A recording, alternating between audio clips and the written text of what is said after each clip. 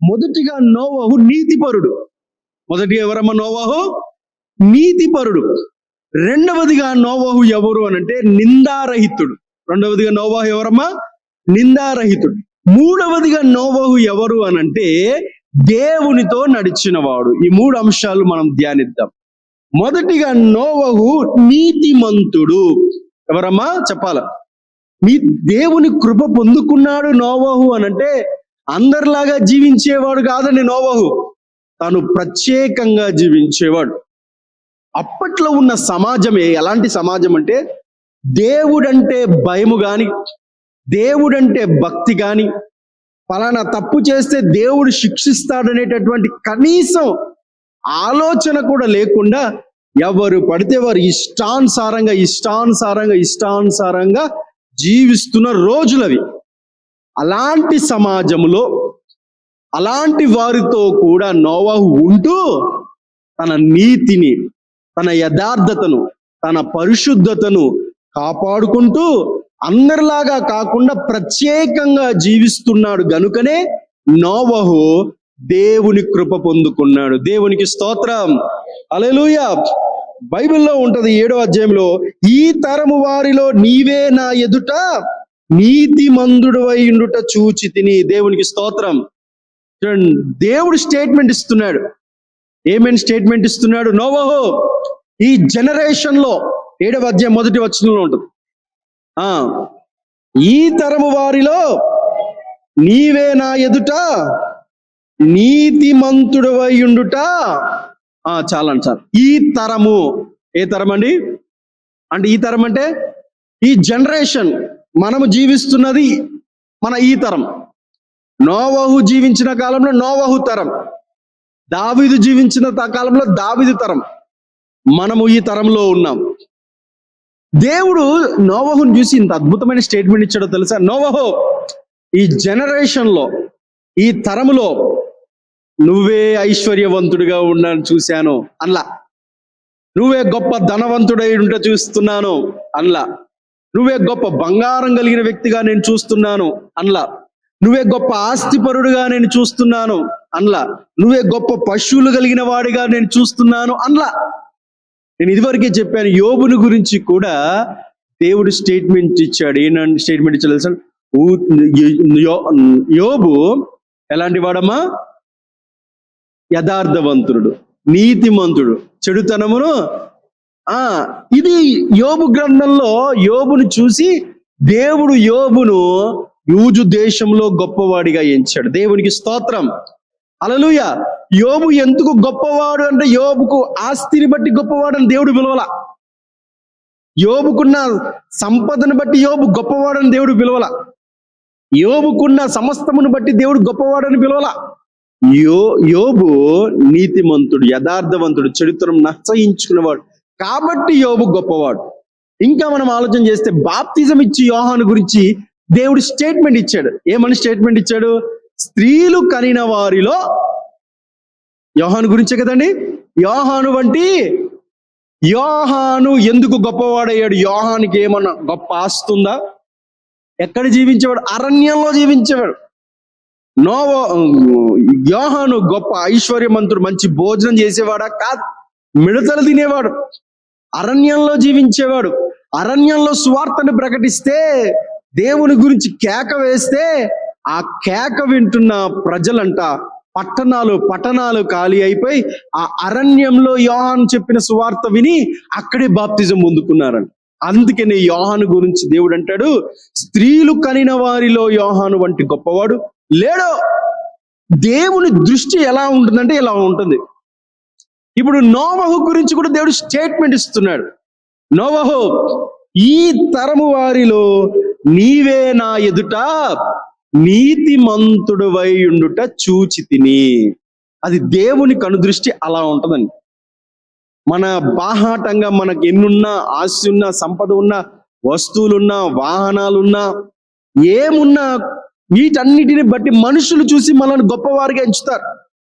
మనుషులు చూసి మనకు మర్యాదలు ఇస్తారు. వీటన్నిటిని బట్టి అసలు దేవుని దృష్టిలో వీటి ఏ మాత్రము కూడా ఎనదవి కాదంటాడు. అసలు లెక్కే కాదంటండి ఇవన్నీ.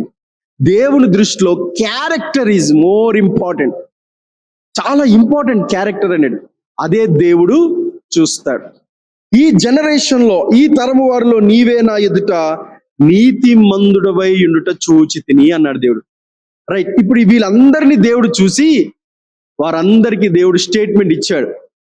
మరి మనల్ని కూడా దేవుడు చూస్తాడుగా. చూడమ్మా, ప్రవ్వా చూసి చూడనట్టుండు నాయన అని ప్రార్థన చేస్తున్నారా?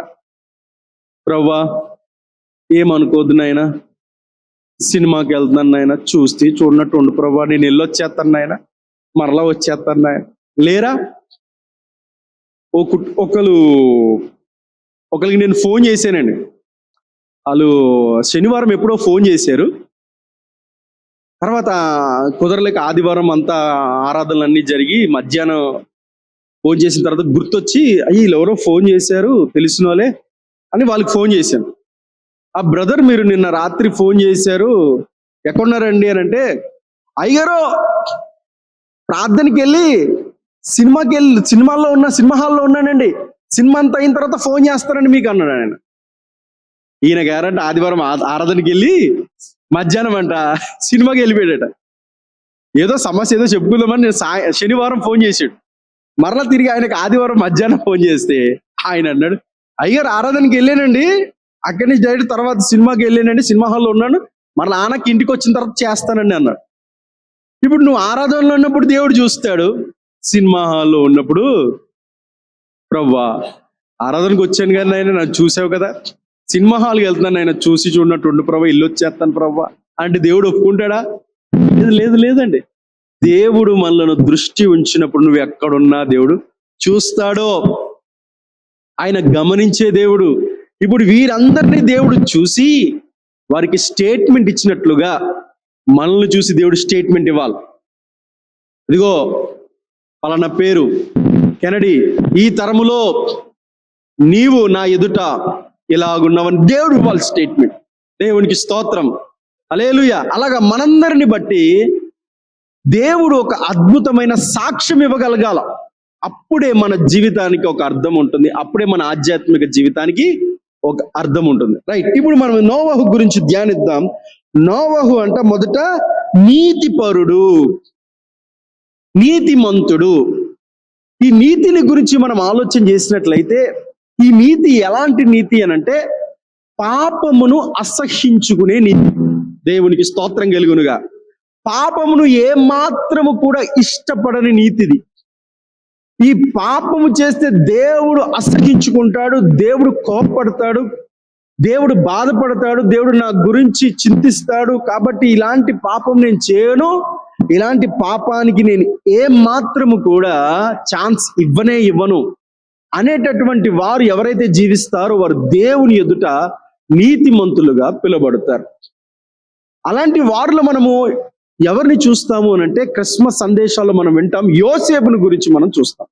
ఒకసారి మనం ధ్యానిద్దాం, యోసేపు ఎలాంటి వాడో ఒకసారి మనం చూద్దాం. మత్తయి సువార్త 1వ అధ్యాయము 19వ వచనం.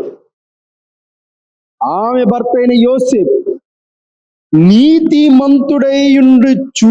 నీతిమంతుడై ఉండి ఆమెను అవమానపరచనొల్లక రహస్యముగా ఆమెను విడనాడు ఉద్దేశించెను. చాలంటారు. ఇది ఏ నీతి అనంటే ఇది దేవుని నీతి. యోసేపు మంచోడు, నీతిమంతుడు. తనకు ఒక విషయం తెలిసింది. ఏంటా విషయం? మరియ గర్భం ధరించింది. ఎవరి వలన గర్భం ధరించింది, ఏం జరిగింది అనేది ఇతనికి తెలీదు, కానీ మొత్తానికి గర్భవతి అయింది.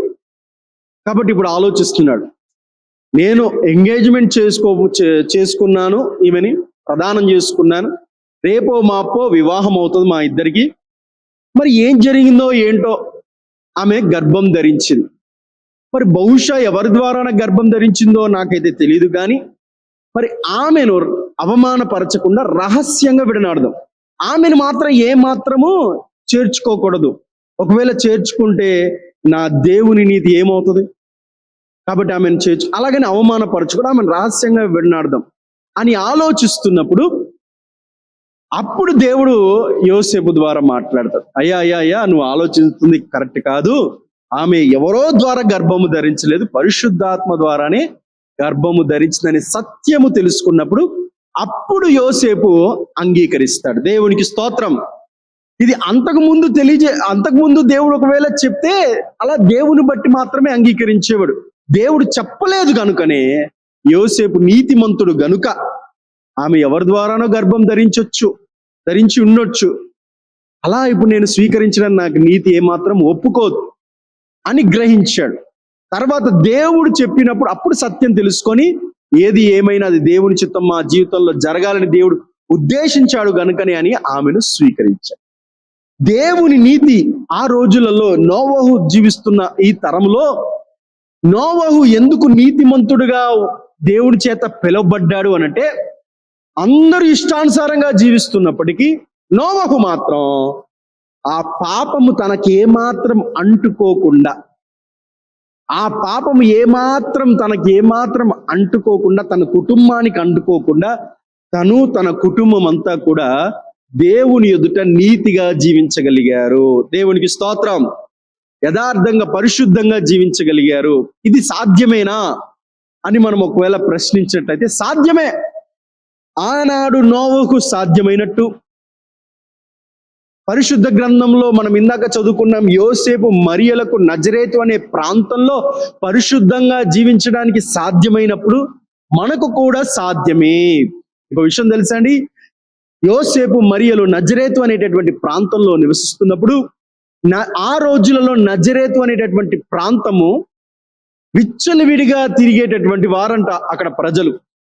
ఆ నజరేతు అనేటటువంటి ప్రాంతము చిన్న ప్రాంతమైనా ఆ నజరేతు అనేటటువంటి ప్రాంతంలో ఉన్న ప్రజలు బహు పాపముతో నిండి ఉండేవారంట, బలత్కారముతో నిండి ఉండేవారంట, మొరటివారుగా ఉండేవారంట, అసలు ఏ మాత్రం ఉపయోగకరంగా ఉండేవారు కాదంట ఆ నజరేతులో ఉన్న ప్రజలు. అందుకనే ఫిలిప్పు అంటాడు కదండి, నతానియేలు అంటాడు కదండి, నజరేతులో నుండి మంచిది ఏదైనా రాగలదా అంటే అలాంటి ప్రజలు అక్కడ నివసిస్తున్నారు. అలాంటి నజరేతు అనేటటువంటి ప్రాంతంలో యోసేపు మరియలు పరిశుద్ధంగా జీవించడానికి సాధ్యమైంది. అలాగే మనం ఈ తరము ఎలాంటి తరమో తెలుసా? అదిగో నోవహు దినములో ఉన్న తరమే ఈ తరము. ఎక్కడ చూస్తున్న పాపం, ఎక్కడ చూస్తున్న విచ్చలవిడితనం, ఎక్కడ చూస్తున్నా సరే భయంకరమైన పాపపు ప్రజల మధ్యలో జీవిస్తున్నాం. ప్రస్తుతం ఉన్న ఈ రోజులు ఎలాంటి రోజులు? టెక్నాలజీ రోజులు వచ్చేసి ప్రతి ఒక్కరి చేతిలో ఆండ్రాయిడ్ ఫోన్ అంటే టచ్ ఫోన్. ఈ ఆండ్రాయిడ్ ఫోన్ వచ్చిన తర్వాత ప్రపంచ పాపం అంతా అరచేతిలోకి వచ్చేసింది. ఎక్కడికి వచ్చేసిందమ్మా? అరచేతుల్లోకి వచ్చేసిందండి. ఇది వరకు ఎవరైనా ఏదైనా చూడాలంటే రహస్యంగా ఎక్కడో ఊరుగాని ఊరిలో వెళ్ళి ఏదో సినిమా థియేటర్లు చూసేవారు. ఇప్పుడు ప్రపంచ పాపం ఎక్కడికి వచ్చేసిందమ్మా? అరచేతుల్లోకి వచ్చేసింది. ఇంక ఈ అరచేతిలోకి వచ్చిన ఈ ఫోన్లు కొంతమంది ఏవేవో విచిత్రమైన యాప్లు డౌన్లోడ్ చేసేసుకొని ఆ యాప్ల్లో ఇష్టానుసారంగా జీవించేవారు ఉన్నారు ఈ రోజుల్లో. మరి ఈ తరములో మనం ఇలాంటి ఫోన్లు, ఇలాంటి పాపపు తరములో మనము కూడా నీతిగా జీవించడం సాధ్యమేనా అని ఆలోచన చేస్తే సాధ్యమే. దేవునికి స్తోత్రం. మీకు తామర పుష్పం తెలుసు కదండి, లోటస్. ఏంటండి? లోటస్, తామర పుష్పం. తామర పుష్పము ఎక్కడ నివసిస్తుందండి? నీటిలో, చెరువుల్లో, మురికి నీటిలో. దానికి ఉన్న ప్రత్యేకతను దేవుడు ఎలా సృష్టించాడంటే, అది చెరువులో కొన్నిసార్లు మురికి నీటిలో ఉంటున్నప్పటికీ మురికి నీరంట తామర పుష్పంలో కావచ్చు, తామర ఆకులో కావచ్చు, ఏ మాత్రం అది మురికి నీరు ఉంచుకోదంటండి. దేవునికి స్తోత్రం. ఎలా చెప్తారు పాస్టర్ గారు అని అంటే, మీకు ఒక విషయం తెలుసా అండి? ప్రస్తుతం ఉన్న ఈ రోజుల్లో అయితే మగవాళ్ళు చికెన్ కొట్టుకు కానీ మటన్ కొట్టుకు కానీ వెళ్తే చక్కగా చికెన్ మటన్ కొట్టి కవర్లు ఇచ్చేస్తున్నారు. పూర్వపు రోజులు వెనక్కి వెళ్దాం, మాంసం కొట్టు దగ్గరికి వెళ్తే వారు ఏ ఆకులు పెట్టి ఇచ్చేవారండి?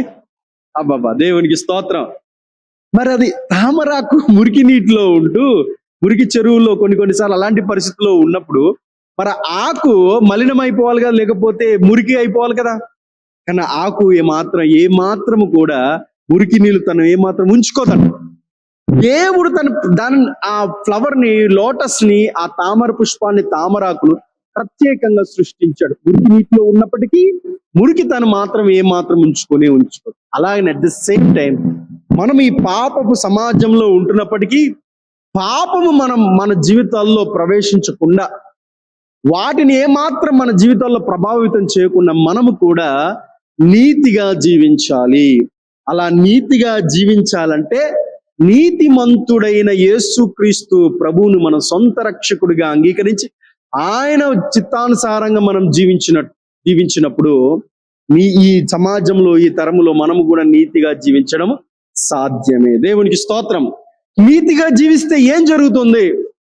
నీతిగా జీవించినప్పుడు ఏం జరుగుతుందో తెలుసా? నువ్వు నీతిగా జీవిస్తున్నప్పుడు ఆ నీతి కలిగి ప్రార్థన చేస్తే ఆ ప్రార్థన బహుశక్తి కలిగిన ప్రార్థనగా మారుతుందండి. బైబిల్లో ఉందన్నమాట. చూద్దామా? యాకోబు రాసిన పత్రిక 5వ అధ్యాయం చదవండి, ఎవరైనా దొరికిన వారు.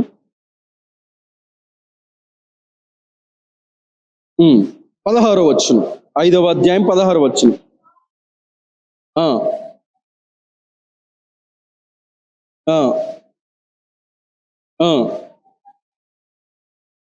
ఇక్కడ చూద్దాం. నీతిమంతుని విజ్ఞాపన మనపూర్వకమైనదై బహుబలము గలదై ఎండును. దేవునికి స్తోత్రం. హల్లెలూయా. నువ్వు దేవుని ఎదుట నీతిగా జీవించినప్పుడు, పరిశుద్ధంగా జీవించినప్పుడు, అలా నీతిగా జీవించినప్పుడు నువ్వు చేసే ఆ ప్రార్థన ఉంటుంది చూసావా? ఆ ప్రార్థన బహుబలము గలదై ఉంటుంది. ఎవరి కోసమైనా ప్రార్థన చేస్తే ఆ ప్రార్థన దేవుడు నిశ్చయముగా విని జవాబిస్తాడు. నీ ప్రార్థన బలము గలదై శక్తివంతమైనదిగా ఉండాలంటే ఈ తరములో నువ్వు నీతిగా జీవించాలి. అలా నువ్వు నీతిగా జీవించాలనంటే దేవుని యొక్క కృప నీకు తోడై ఉన్నట్లయితే, దేవుని యొక్క కృప నీతో ఉన్నట్లయితే, దేవుడు నీ మీద దృష్టి ఉంచినట్లయితే, దేవుని యందు భయభక్తులు కలిగి ఉన్నట్లయితే నువ్వు నీ తరములో నీతిగా జీవించడానికి సాధ్యమే. దేవునికి స్తోత్రం. నోవహు మొదటిగా నీతిగా జీవించేవాడు. రెండవది, నోవహు యొక్క క్వాలిటీ రెండవది ఏంటి అని అంటే నిందారహితుడు. ఎవరమ్మా? నిందారహితుడు. నిందారహితుడు అనేటటువంటి పదమునకు అర్థం ఏంటి అని అంటే నింద లేకుండా జీవించేవాడు. దేవునికి స్తోత్రం. హల్లెలూయా. అసలు ఏ మాత్రం నింద పడకుండా, మచ్చ పడకుండా జీవించేవారు నిందారహితులు అని బైబిల్ సెలవిస్తుంది. చూడండి, మన బైబిల్ గ్రంథంలో యోసేపును గురించి కూడా మనం ఆలోచన చేసినట్లయితే యోసేపు మీద నింద వేసే ప్రయత్నం చేశారు, కానీ యోసేపు మాత్రం నిందారహితంగానే జీవించాడు. దేవునికి స్తోత్రం. ఏదైనా యోసేపు మీద నింద వేస్తే ఆ నింద నిరూపణ అయిందా అండి? అవలా. యోసేపు నిందారహితముగా జీవించాడు. అలాంటి జీవితం మనం జీవించాలి. మన సాక్ష్యాన్ని మనం కాపాడుకోవాలి. ఎవరు 10 మంది నిందలేయచ్చు, కానీ ఆ నింద ఏ మాత్రం సత్యం కాకూడదు. అలాంటి నిందారహితముగా మనము జీవించాలి. దేవుడు అబ్రహాంతో కూడా మాట్లాడతాడు. అబ్రహాము, నేను దీవించబోతున్నాను, నేను ఆశీర్వదించబోతున్నాను, కాబట్టి నీవు నా ఎదుట నిందారహితుడుగాను ఉండాలి అని దేవుడు అబ్రహాంతో మాట్లాడు. అలా నిందారహితంగా మనం జీవించినట్లయితే, మంచి సాక్ష్యాన్ని మనం కాపాడుకున్నట్లయితే మనల్ని బట్టి దేవుడు సంతోషిస్తాడు, దేవుడు ఆనందిస్తాడు. యోసేపు కూడా ఎంతమంది యోసేపుని మీద నిందలేసే ప్రయత్నం చేసినా యోసేపు మాత్రం యథార్థంగా పరిశుద్ధంగా జీవించడానికి ప్రయత్నం చేశాడు. కానీ ఎవరు ఏ నింద వేసినా ఆ నింద యోసేపు మీద నిరూపణ కాలేదు. కారణం ఏంటంటే యోసేపు తన తరము వారిలో నిందారహితంగా జీవించాడు. గనుకని యోసేపును ప్రధానమంత్రిగా, ఐగుప్తు దేశంలోని ప్రధానమంత్రిగా దేవుడు దీవించాడు. దేవునికి స్తోత్రం. హల్లెలూయా. మనం జీవించాలండి అలాగా. దేవుడు ఎందుకు ఈ నోవహు గురించి బైబిల్ గ్రంథంలో రాసి ఉంచాడు అనంటే, నోవహు దేవుని కృప పొందుకున్నాడు. ఎందుకు కృప పొందుకున్నాడు అంటే అతడు నీతిగా జీవించాడు. రెండవది, నిందారహితుడిగా అంటే ఏ ఒక్కరు కూడా నోవహు మీద నింద వేసేటటువంటి ఆస్కారం లేకుండా జీవించాడు. అలాంటి జీవితం మనము జీవించడానికి దేవుడు మనల్ని సమాజంలో పెట్టి ఒకవేళ ఎవరైనా మన మీద నింద వేస్తే ఆ నింద నిరూపణ కాకూడదు, వారే నోటి మీద వేలేసుకోవాలి. దానియేలు జీవితంలో కూడా ఎంతో మంది నిందలు వేశారు, కానీ ఏ నింద కూడా నిరూపణ కాలేదు. నిందారహితంగా జీవించిన వారిని దేవుడంట ఉన్నతమైన స్థానంలో దేవుడు వారిని ఆశీర్వదిస్తాడు. మూడవది చూద్దాం. నోవహు మూడవది ఏంటంటే దేవునితో నడిచినవాడు. రైట్. ఎవరు దేవునితో నడుస్తారో తెలుసండి? దేవుని యొక్క సహవాసం ఎవరైతే కలిగి ఉంటారో వారే దేవునితో నడుస్తారు. ఎవరైతే దేవుని చిత్తానికి లోబడతారో వారే దేవునితో నడుస్తారు. ఎవరైతే దేవుని యందు భయభక్తులు కలిగి ఉండి నా జీవితంలో దేవుని ప్రణాళికలే జరగాలని సంపూర్ణంగా తమ జీవితాలను ఎవరైతే దేవునికి సమర్పించుకుంటారో వారే దేవునితో నడుస్తారు.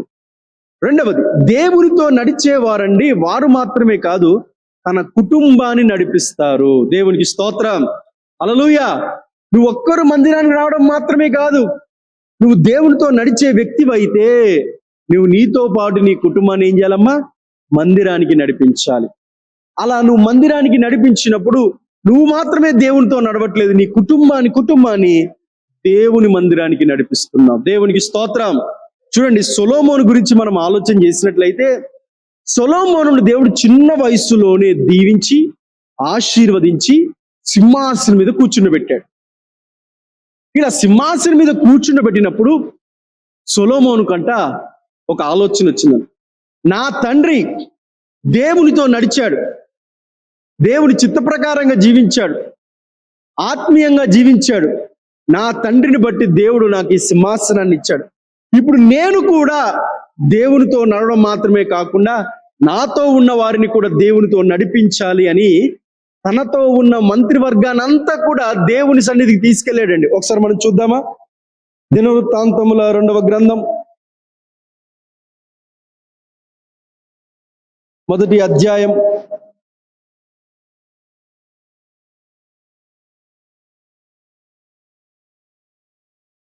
1 చూడండి. దావీదు కుమారుడైన సొలొమోను తన రాజ్యమందు స్థిరపరచబడగా అతని దేవుడైన యెహోవా అతనితో కూడా ఉండి అతనిని బహుగనుడై రాజుగా చేసిండు. యెహోవా సేవకుడైన మోషే అరణ్యమందు చేయించిన దేవుని సమాజపు గుడారము గిబియోను నుండెను గనుక సొలొమోను సహస్రాధిపతులను, శతాధిపతులను, న్యాయాధిపతులను, ఇజ్రాయేలు పితరుల ఇండ్లకు పెద్దలైన వారందరికీ అనగా ఇజ్రాయేల్ అందరికీ ఆజ్ఞ ఇయ్యగా సమాజకులందరూ సొలొమోనుతో కూడా కలిసి గిబియోనందున్న బలిపీఠము నొద్దకు పోయిరి. దావీదు దేవుని మందసమును కిర్యాతాయిమును తెప్పించి యెరూషలేమును దాచిన గుడారం వేసి తాను సిద్ధపరిచిన స్థలములో ఉంచెను. దేవునికి స్తోత్రం. చూడండి, సొలొమోను ఏం చేశాడు? మా తండ్రి గారు దేవునితో నడిచాడు, ఆ ఆత్మీయతను నాకు ఇచ్చాడు. చిన్న వయసులోనే దేవుడు నన్ను రాజుగా చేశాడు, గనుడైన రాజుగా చేశాడు. కాబట్టి నేను కూడా దేవునితో నడవాలి, దేవుని సన్నిధికి వెళ్ళాలి. నేను మాత్రమే కాదు, నాతో పాటు ఉన్న వారిని కూడా దేవుని సన్నిధికి నడిపించాలని తాను మాత్రమే కాకుండా సొలొమోనుతో పాటు సహస్రాధిపతులను, సహస్రాధిపతులు అంటే 1000 మందికి అధిపతి, అంతే కదండి, రైట్. రెండోది శతాధిపతులకును, శతాధిపతులు అంటే 100 మందికి అధికారి.